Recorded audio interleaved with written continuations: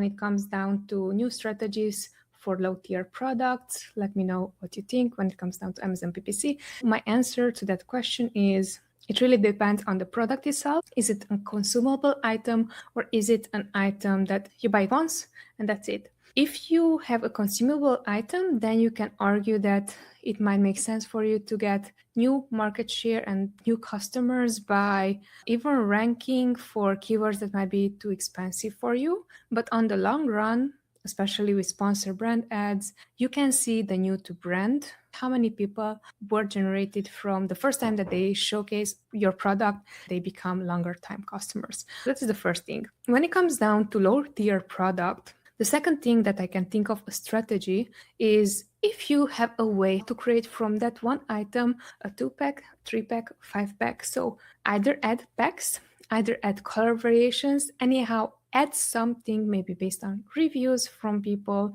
add something to it that can bring up average order value of the product itself.